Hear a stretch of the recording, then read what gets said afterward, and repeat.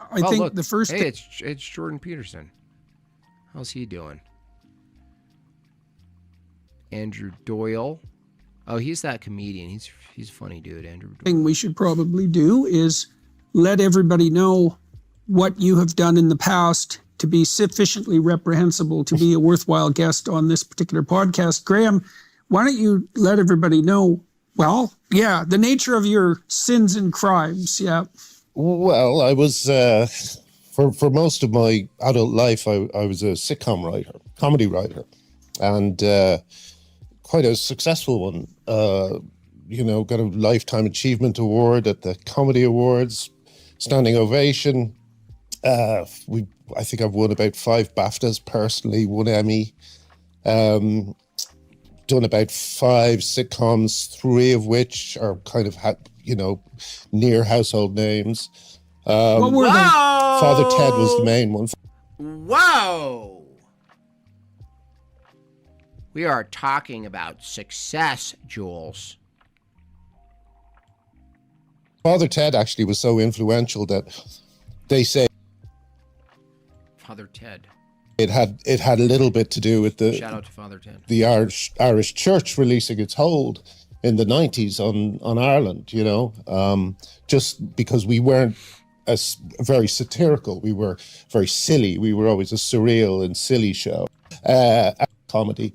Security for you or for the people that you were going to offend? Well, that's the thing, that was the first time I said, can I speak to my accusers? Can I see if I can? I know, yeah. I was very in the early. How old-fashioned can you get? Well, this was the very earliest days when I still felt that there were people of good faith within things like gender ideology, and if you just explained certain things, they would, like, for instance, one of the things that I started talking about because I was paying attention to women who were being bullied offline, who were called TERFs, and I was trying to figure all this out, but I saw that women were getting death threats and rape threats for even discussing it. And one of the earliest things I saw was actually Canadians.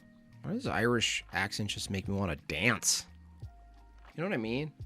I just want to cloak my fucking heels. Story that the Vancouver Rape Relief had a dead rat. Just want to eat green cereal. Rat nailed to their door because they wouldn't accept men in their sessions, or whatever they're called. Was that before or after the government cut off their funding for refusing to accept men? I think it was after. And, I helped. What's wrong with his voice? He might have a type of... I don't think he has a worm in his brain like RFK Jr. He's not there yet. The worm in my brain. I got a worm in my brain. Help raise money for them. And is it related to your voice? No. Totally separate issues. Well, that's unfortunate. I just thought as soon as someone, It's Scottish. This is the same thing. People saw it, they would cloak my fucking heels. God, it's getting brazy in the kilt. It's Irish. Go, what?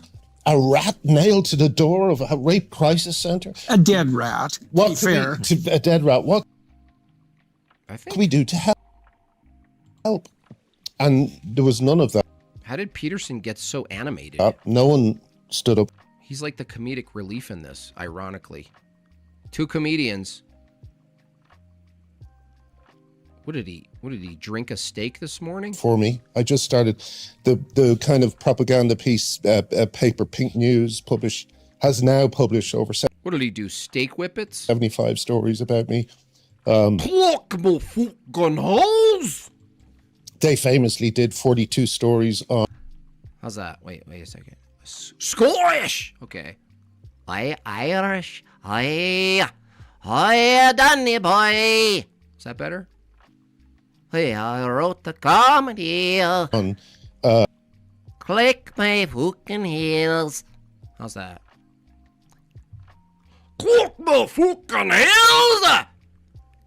Clicking my fucking heels. How's that? Is that better? Looking for the words, hard. Times are tough in the pub. J.K. Rowling in this. I drowned my feelings in the pint earlier. Out came the gladdest height of her. Like that? When I tell them all I go home, the boys will leave the girls alone. She alone and I go home and she'll like nothing gold. She is a fancy, she is pretty, she is a girl of Belfast City. And it down there, 1, 2, 3. Please won't you tell me who is she? How's that? Single week, That's actually pretty good. So 6 stories a day for 7 days. The world's most famous TERF, Yeah, absolutely. trans exclusionary radical feminist, right? Yeah. That's the acronym of the day. Yeah, and as far as I could make out, it did not seem exclusionary. The feminism these women were practicing was basic feminism that You mean the kind that believes that women exist? that women exist. Oh, yeah, that kind of That feminism. they have value. That's Nope, that's not even basic feminism. Nope. No, that would be Christianity. No. These people are, I swear, they got to be weeded out. This false statement that feminism, that there's like this good feminism, like a good one. No. It's not. It's not a good one. Like, oh, back to the good. You mean the real feminism, the good one, right? No.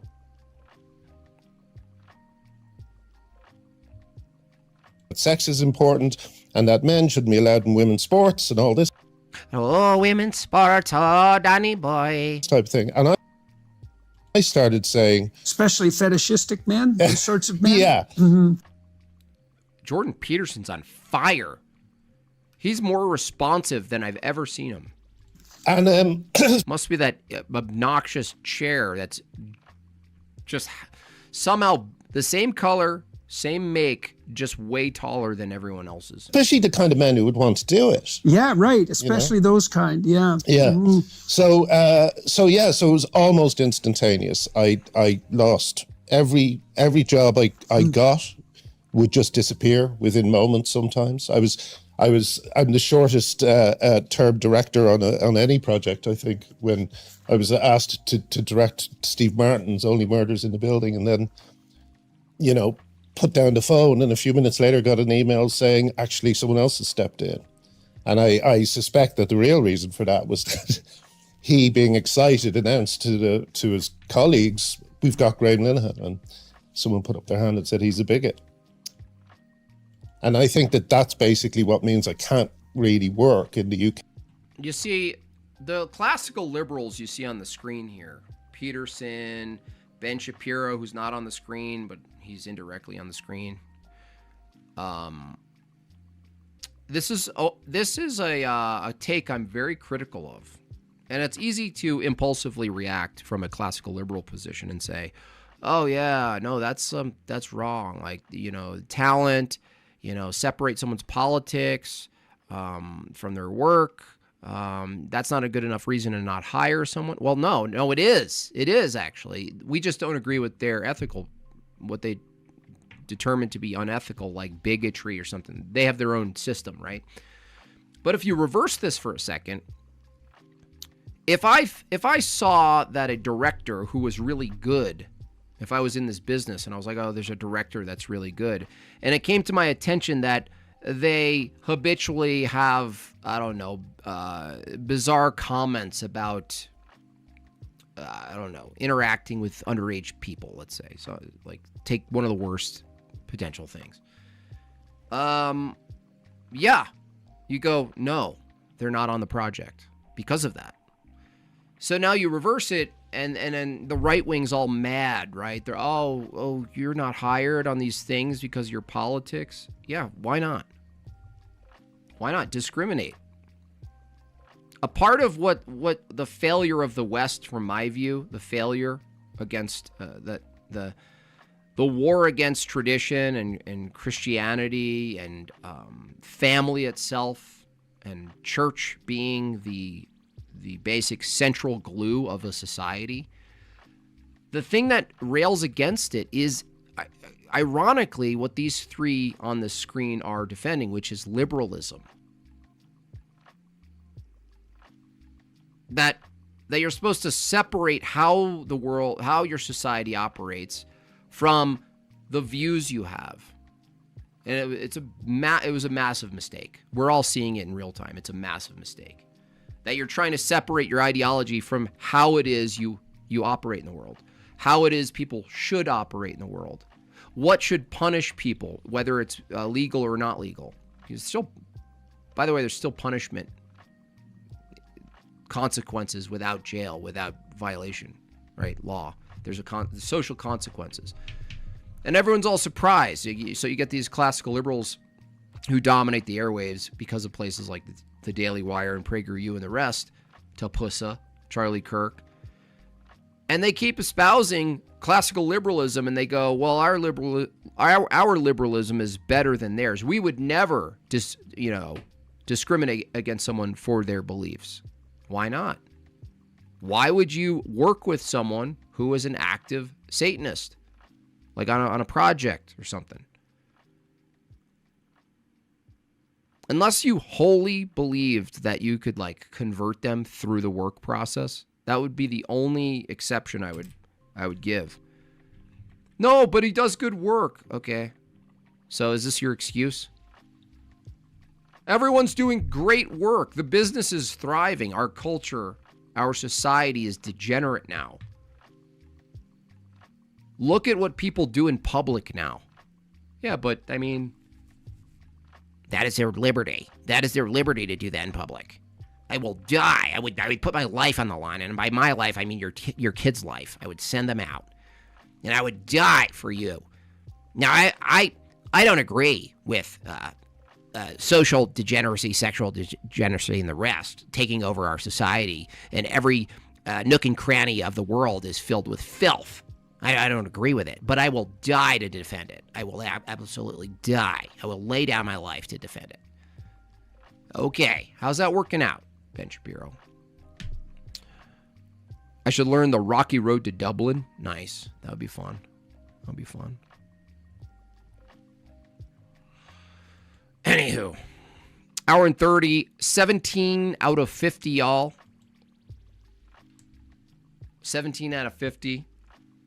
Let's get those Okay, at the moment. soups. I had a musical based on Father Ted that would have made millions, and they just took it from me. Refused to make it if my name is associated. Sandcastles and libtardia. I've often thought that, when people are no longer, what would you say, cynical and evil enough to be greedy, we're really, really in trouble. That's right. Definitely. I hate, you see, I don't want to take over, but basically maybe we should I should leave the rest of it because there's so much. Well, I want to just get the story exactly straight so everyone knows. So were you the most successful sitcom writer in the UK? Is that a reasonable statement, or in the top 5? What do you think's fair? I think it's, I don't know. I'd say, definitely top 5. Okay, No, okay, hard so for me definitely that. And okay, There's probably not even 5 good sitcoms. No, there probably isn't. No.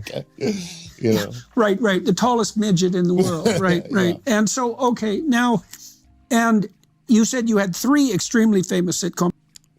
I like that Jordan Peterson used the word midget. By the way, are there any midget impersonators of Jordan Peterson? That would be hilarious. If you're a midget listening, there's your TikTok. There's your entire channel. I just gave it to you. You can have it all for free. Obviously. Shorten Peterson. Jordan Littleson. Pacing around the stage would be great. Talking with his little nubby hands. That's the thing. One of which... Sometimes when I need to think, being a midget helps. I just go to the playground. I get on a swing and I'm fully in a suit. People leave me alone. They think I'm some sort of serious kid. was Father Ted. What were Yes. the other 2? The other was one called the IT Crowd, which was set. It was about IT, an IT department, because we wrote it in around 2005, and I noticed the internet becoming a thing, and I was always told. Well, I went to an early Danny Simon course, who was one of the writers on Bilko and a lot of things that Woody Allen worked on. Neil Simon's brother, and he said a sitcom should always be about social change. So if you see something coming around the corner, write about it. So I always had my ear to the Jeffersons or All in the Family, right? Yeah, exactly. Kind of on the cutting edge of social inquiry. Yeah. Right, those were extremely well timed. Yes, the one example he gave was Mary Tyler Moore. Right, yeah, another great example. Yeah, absolutely. Unusual to us. And I still feel that about the internet, that we've still all got whiplash, and we don't definitely really know what it's done to us as a species. So Father Ted, the It Crowd, and? I'd say the one that might be well known is called Black Books. The other is a show called Motherland that was quite successful recently. That's quite a string of hits. Yeah. Okay, so now what exactly did you do that was so unforgivable, and when? I think it was about 2016 or 17. Yeah, well, that's when things really went insane. Yeah, well, also I had a bit of, Trump derangement syndrome. I don't know how you were when he won the first time, but The It Crowd was funny, in fairness. Yeah, I think this guy's a funny writer. I mean, I think we've established it. Takes me a bit to get a hold of British humor myself, but so here he's getting to the point where he did something. He did the transgression. Here's for your first class plane ticket. Thank you so much. That'll add to it. Thank you, everybody. Yep. If you want to see me debate in person, 2 debates. Raising the money for Nashville. Appreciate the support. I'll be debating Planet Peterson in person, which is exciting and fun. And maybe one of those guys, Craig or anyone else, maybe someone like that. So all donations, Bob chats, wherever else, they go to the fund. But I thought the world was going to end. I was fully taken in by the the way he was being portrayed. In fact, what was being done to him was about to be done to me. Well, he said, "They're after you. I'm just in the way." Yeah. Right. There's some real truth in that. that. Absolutely, 100%. It became quite a famous statement during this election cycle. Right. Yeah. It appealed to a lot of MAGA types and a lot of people who had been canceled unexpectedly by their friends and compatriots. Well, I always think of that Muhammad Ali line where he said, the Vietnamese never called me no N-word. And I feel the same way about the left. The right never called me a bigot. Right. And they called me a bigot for basic things like saying, hey, you shouldn't be cutting the breasts off little girls. You shouldn't be... Yep, there's one non-hate crime incident. Yep. We can keep piling them up. There shouldn't be men in women's prisons. It's actually against the Geneva Convention to put men in women's prisons. Yeah, but what is a man, sir? All over. What's a man? Here's for a steak meal. Thank you. $3 steak. Appreciate you. Yeah. There's a terrible story in Ireland. This bloke who... he had an awful childhood. He was forced by his father to rape his mother, and he was severely disturbed. His name was Barbie Kardashian, and because Ireland sneaked in self-ID without allowing the people of Ireland to really discuss it, Barbie Kardashian, who hates women with a completely complete tunnel vision, in a manner you would not want to imagine ever, even in your darkest nightmares. Exactly. This guy's like 15. Yeah, this is like 2015 kind of thing. It's like, oh, you got I mean, we're over it. I mean, the dissident right at least are already on board with certain cancellations. We're not running that liberal line anymore. I mean, this is just desperate at this point. Or it's like, oh, can we do the thing where we pretend it's wrong to socially cancel people? What do you mean? That's what the left does, Jimbob. I mean, that is why you'll never get a job at Daily Wire with me. I mean, it's over. It's cooked. You're cooked.